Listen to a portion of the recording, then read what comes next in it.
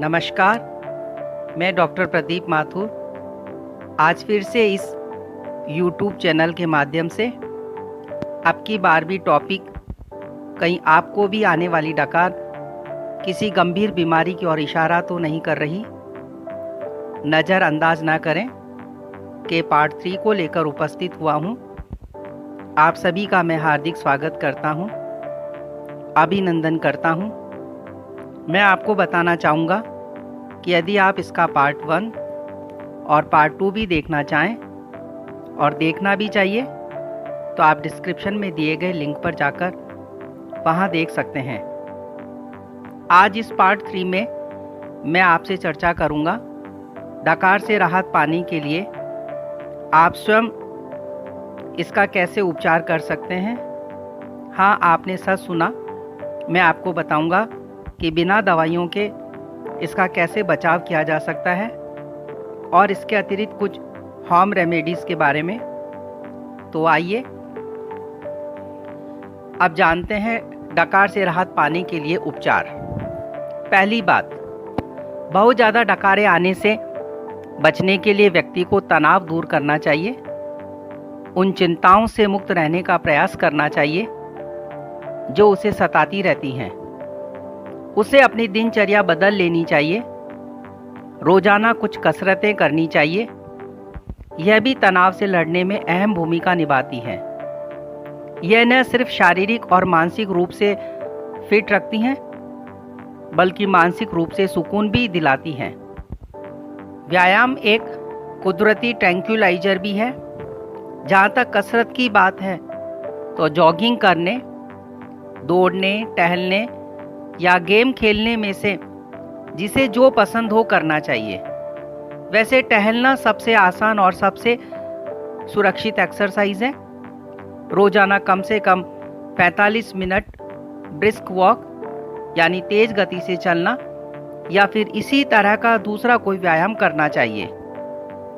शरीर और मन को स्वस्थ बनाए रखने में कारगर कुछ आसन, योगिक क्रियाएं और प्राणायाम व ध्यान भी तनाव को झेलने की शक्ति प्रदान कर सकते हैं।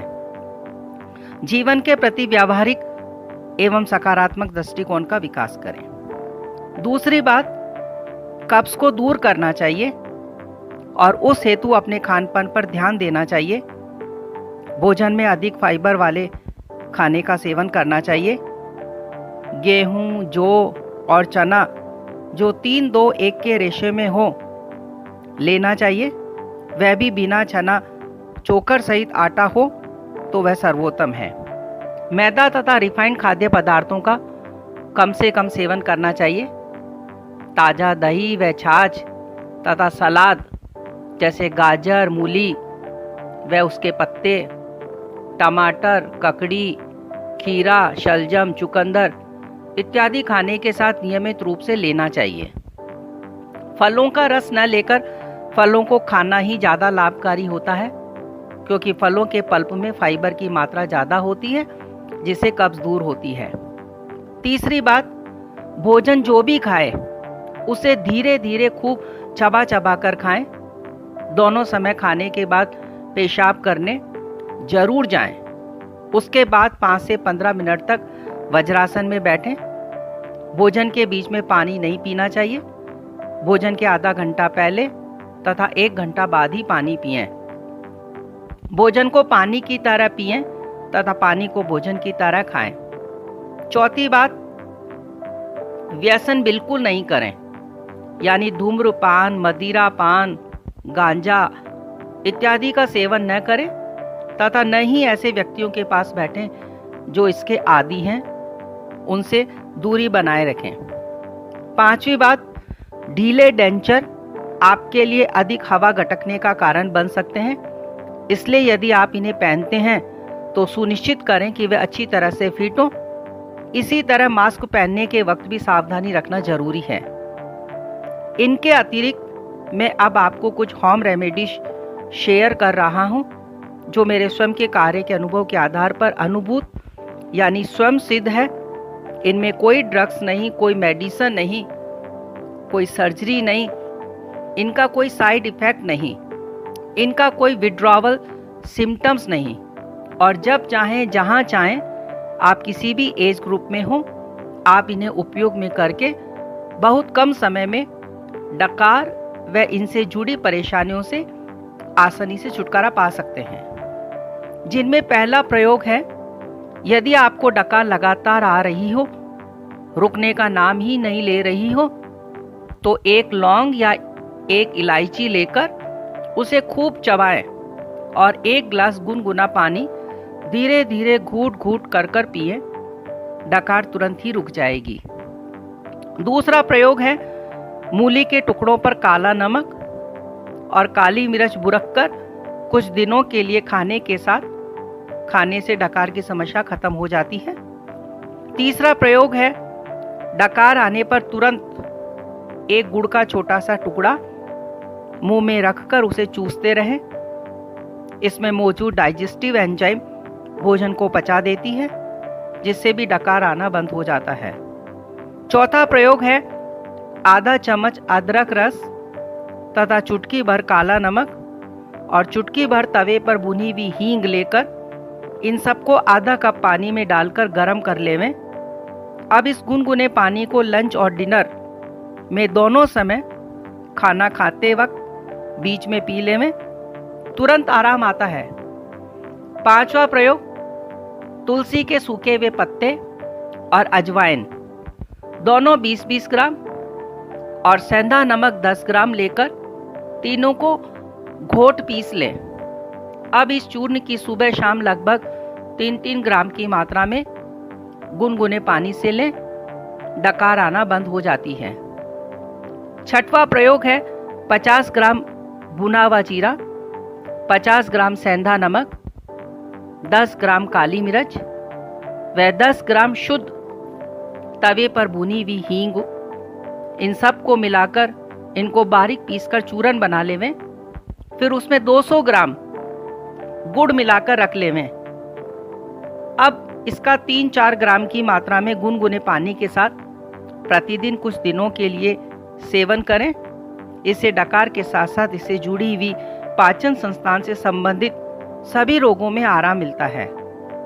सातवां प्रयोग, हम जानते हैं कि आंवला जो विटामिन सी का उत्तम स्रोत होता है, इसके 100 ग्राम आंवले में करीबन 600 से लेकर 900 मिलीग्राम तक विटामिन सी होता है। इनमें स्थित टैनिन नामक तत्व विटामिन सी को नष्ट होने से बचाता है। औषधीय गुणों के कारण इसे हम अमृत फल के नाम से भी जानते हैं। डकार आते रहने पर 2 चम्मच आंवले के रस में 1 चम्मच शहद या थोड़ी सी मिश्री मिलाकर लेने से भी डकार में तुरंत राहत मिलती है। या आंवले का चूरन और मिश्री को बराबर बराबर भागों में मिलाकर इसका सेवन करने से भी तुरंत डकार आना बंद हो जाती है। आठवां प्रयोग, जो कि बहुत महत्वपूर्ण है, इंसान का जीवन श्वासों की डोरी से बंधा हुआ है। श्वास लेने से रक्त का ऑक्सीजनीकरण होता है, नतीजन हमें अंदरूनी आराम मिलता है। इसलिए यदि आपको लगातार डकार आ रही हो तो दोनों कानों में उंगली डालकर श्वास को थोड़ी देर के लिए रोक लें, फिर कुछ देर वापस सामान्य आकर विश्राम करें। यदि ऐसा 3-4 बार प्रक्रिया को दोहराया जाए तो डकार आना तुरंत बंद हो जाती है। इसके अतिरिक्त अंत में मैं यही कहना चाहूँगा कि मुंह एवं हलक को बार बार पानी पीकर या मिश्री या सौंफ लगातार चूसते रहें, जिससे यह गीला रहे, सूखे नहीं। और प्रतिदिन मुंह के तालू की हाथ के अंगूठे से कुछ समय के लिए मालिश जरूर से करें। अब मैं समझता हूँ कि मेरे द्वारा बताए गए उपचार द्वारा आपको डकार जैसी समस्या से छुटकारा जरूर से मिल जाएगा। परंतु ध्यान रखें, किसी भी संदेह की स्थिति में अपने डॉक्टर से परामर्श कर उपयोग में करना हमेशा समझदारी भरा होता है। आपका डॉक्टर आपके स्वास्थ्य का मूल्यांकन करने और तदनुसार सुझाव देने के लिए बेहतर स्थिति में होता है। आप सभी मेरे द्वारा आपके लिए विशेष रूप से तैयार की गई वीडियोस कहीं आपको भी तो आने वाली डकार किसी गंभीर बीमारी की ओर इशारा तो नहीं कर रही। नज़रअंदाज न करें कि पार्ट 1, पार्ट 2 और पार्ट 3 में शुरू से लेकर अंत तक हमारे साथ बने रहें। इसलिए मैं आप सभी का तहे दिल से शुक्रिया अदा करता हूँ। मैं आशा ही नहीं पूर्ण विश्वास भी करता हूँ कि आगे भी जल्दी आने वाली वीडियोस में भी आप सभी इसी तरह से हमारे साथ बने रहेंगे। बहुत बहुत धन्यवाद। नमस्कार। जय हिंद।